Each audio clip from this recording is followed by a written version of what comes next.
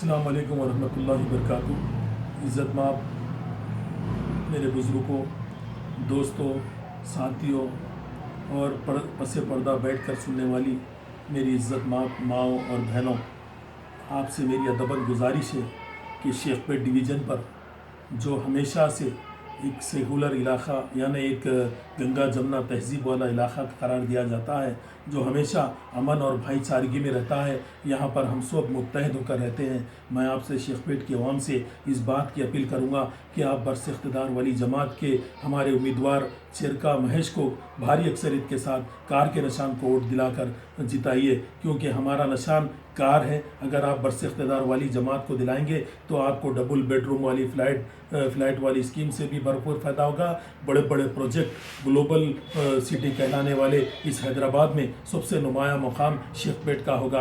आप जानते हैं शेखपेट में मच्छरों की अक्सरियत है, टोली चौकी में मच्छरों की अक्सरियत है, नालियों का पानी हमारे घरों में शामिल होता है। कभी आप बताइए, पिछले कई कारपोरेटर्स जीते हैं, कई लोग मेयर बन चुके हैं, लेकिन हमारे मसाइल में कौन आया, किसने हमारे मसाइल को हल किया?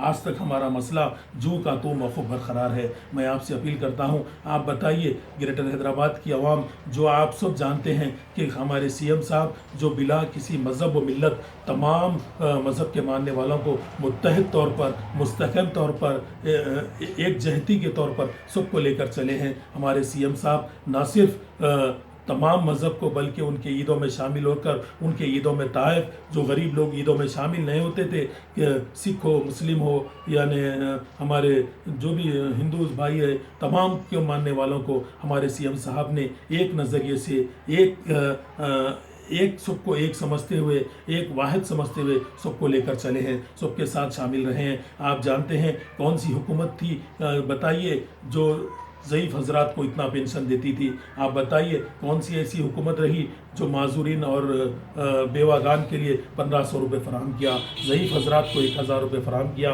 कौन सी हुकूमत है जो अक़लियतों के लिए 1000 करोड़ का बजट फ़राहम किया?